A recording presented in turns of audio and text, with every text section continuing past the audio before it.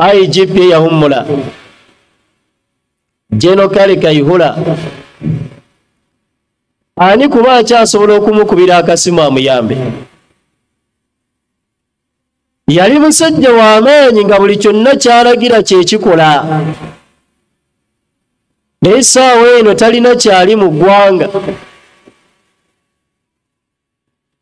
ne Allah tabaraka wa taala wa buyinza ng'obuyinza bwe tebugenda kuggwaawo yagamba mu Qur'an قل اللهم مالك الملك تؤتي الملك من تشاء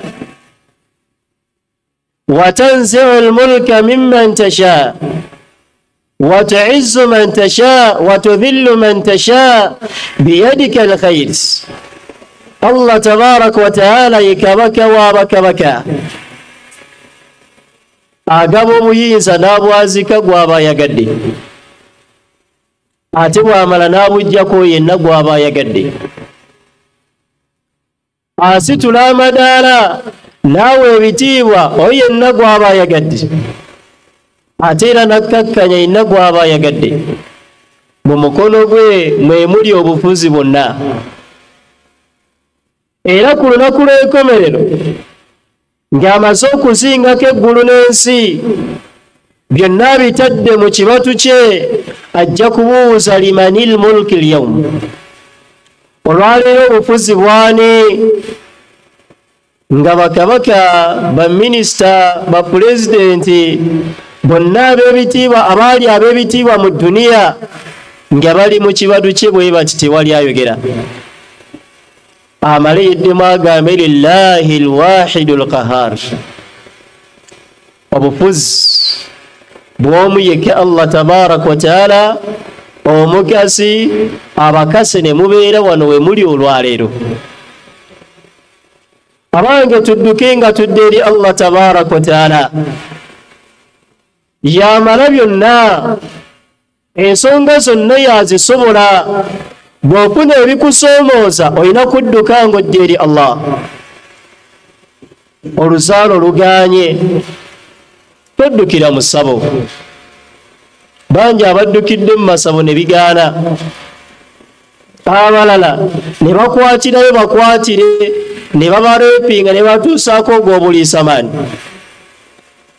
oluzaalo bwe lugaana olina kusaba Allah tabaraka wa taala akuwa oluki bannabbi bonna baasabanga Allah tabaraka wa taala la tadharuni fardan nabbi n'alajja n'asaba Allah tondekanzekka mu nsi nga tompadde ezzadde Allah tabaraka wa taala n'ayanukulanga edduwa zaabwe n'abawa ezzadde mu nsi nina mukwano gwange yawasa omukyala ne bamala omwaka mulamba nga Allah tabawadde mwana nga waliwo kapuresha akava ku sayidi y'omusajja bamubuuza oba oli mulwadde mutabani tugambe tuyiye tukuyambe nga ne ku sayidi y'omukyala nayo kapuresha k'amaanyi awo abafumba abamu we bakolera ensobi n'abamu naddukira mu ssabo baamala omwaka mulamba you can imagine nga tebalina mwana naye nga bombi bwe bufumba obusoose abamu asobola okuzaalayo ebbali agezesa alabe abamu bagwa mu mazambi n'agwa mu bwenzi omuvubuka edduwa yazisaba obudomola bw'amadagala yanywa obuwera naye nga talaba muki nga tafuna zadde okumanya nga abange tugumiikirize mu kaseera ak'okusoomoozebwa omuvubuka yaŋŋamba nti yali ali ku social media anoonyereza ku nsonga eyo kiva ku ki omuntu okuba nga tazaala yagenda okwetegereza nga bamugamba nti amagye agamu gabeera wala kati nga galina kusooka kusembera omukyala afune omwana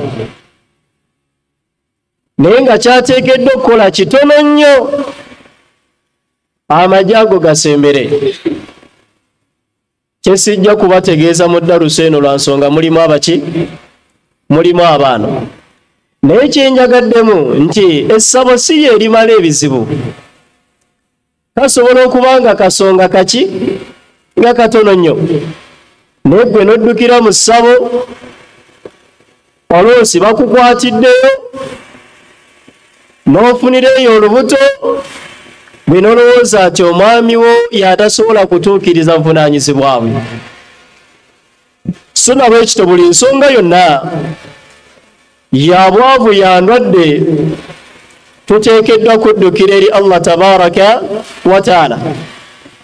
Bw'olowooza Nabbi Ibrahimu yamala emyaka emeka nga talina zadde, yatuuka n'okukaddiwa, naye oluvannyuma lw'emyaka egyo gyonna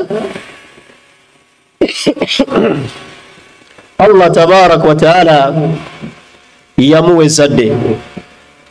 So na bwekityo bwe tubanga tudduka tulina kudduka nga tudde eri Allah tabaraka wa taala. Yenna atadduke nga adda eri Allah waliwo olunaku lwagenda okunoonya obuddukiro nga takyabulaba. Yaqulu al-insan yawma idhin ayna al-mafar. Olunaku lw'enkomerero omuntu agenda kulaajana nga yeebuuza obuddukiro buli ludda wa?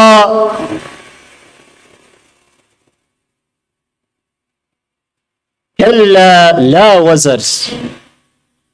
Naye ku lunaku olwo tewagenda kubeera buddukiro bwonna. Ila rabbika yawma idhin al-mustaqar. Obuddukiro bugenda kubeera eri Allah tabaraka wa taala. Hadithi gyensembyayo ku nsonga eyo yagamba sallallahu alayhi wa sallam, ihfazillaha yahfazuka. Ebbanga lyonna weekuumire ku Allah tabaraka wa taala naye ajja kukuuma. Ihfazillaha tajiduhu tujahaka. Ebbanga lyonna weekuumire ku Allah tabaraka wa taala ojja kumusanga mu nsonga zo. Bangi tusaba Allah n'atatwanukula lwa nsonga tumujjukira mu kaseera ka buzibu kokka. Naye omuddu yenna eyeekuumira ku Allah tabaraka wa taala ebbanga lyonna mu kaseera we yeetaaga obuzibu Allah amubeererawo. Waman yattaqi llaha yaj'al lahu makhraja. Olw'ensonga omuntu yenna atya Allah tabaraka wa taala amuteerawo obufulumiro. Wa yarzuquhu min haythu la yahtasib. Era n'amugabirira mu kaseera wabadde tasuubira kufuna. Nabbi n'amugamba ati wa'lam, manya anna al-umma, mazima ddala abantu bonna law ijtama'at, ne bwe bakuŋŋaana ala an yanfa'uka bi shay'in, bakugase n'ekintu kyonna, lam yanfa'uka illa bi shay'in qad katabahu Allahu lak, tebasobola kugasa okuggyako n'ekyo Allah tabaraka wa taala kye yakuwandiikako. Abalogo bonna ne bakuŋŋaana bayambe egguumu tebasobola kukola batya? Bakuŋŋaanako okutaasa Firawuna byagaana. Naye ate nga be baali abalogo abasinga mu kiseera ekyo. Bakuŋŋaanya emiguwa bajje balwanyise Nabbi Musa alayhi salatu wassalam. Nabbi Musa yajja na muggo gukka ne gumira emisota gyonna abalogo gye baali bafuusiza. Abasawo ne bakuŋŋaana bakuyambe bakugase, tebasobola kukugasa okuggyako n'ekyo Allah kye yakuwandiikako. basobola okuŋŋaana ng'oli ku kitanda, bano bakebera maaso, bano bakebera mutima, waliwo abakebera akataagwa, naye akaseera nga katuuse nga kakugenda tebasobola kukola batya, tebasobola kutaasa. Ogwabwe gwa kujjanjaba omuwonya ye Allah tabaraka wa taala. Kibala waliwo ekigambo Nabbi kyayogera ekyewuunyisa, yagamba dawu marudaakum bisadaka, mujjanjaba abalwadde bammwe naki ne saddaaka. Naye njagala weebuuze, saddaaka eno gy'osaddaase wano ejjanjaba eky'omulwadde ali ekiruddu oba ali emulago, njagala biteekemu saayansi ombuulire. Eno sadaka gy'osaddaase ejjanjaba ety'omulwadde omuyi, naye nga ansi eri etya, eri emu yokka. Eno sadaka si yegenda okujjanjaba, naye oli gw'ogiwadde omunene Allah tabaraka wa taala yagenda okujjanjaba omulwaddewo. Idha arada shay'an an yaqula lahu kun fayakun, bw'aba yagadde ekintu kyonna kibe alagira bulagizi ne kiba. So nabo ekitebitibwa bwe tubanga tudduka tuteekeddwa kudduka nga tudde eri Allah tabaraka wa taala mu nsonga zaffe zonna ez'obulamu. Ssebo mutesitesi, simanyi oba nkyalina akadde, naye nga ze ensonga ssebo nnyingi. Ngende maaso. Ensonga ey'okubiri, waliwo ibaada Allah ze yatulagira nga bwe tubeera tukola tulina kwanguyiriza, tulina kuteekamu sipiidi. Ekisookera ddala Allah tabaraka wa taala yagamba wasaari'u ila maghfiratin min rabbikum, mwanguyirize okudda eri okusonyibwa okuva eri omulezi wammwe Allah tabaraka wa taala.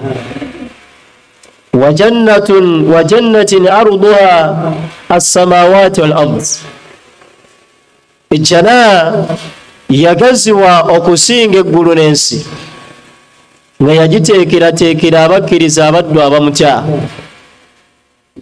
Mu aya endala n'agamba wasaabiqu ila maghfiratin, Allah yatugamba muvuganye nga mwenna muyaayaanira okusonyibwa. Allah yatugamba kwanguwa, ewasoosi yatugamba kudduka. Omuntu yenna akoze ezzambi ateekeddwa kwanguwa nga bw'asobola ne yeenenya Allah tabaraka wa taala amusonyiwe.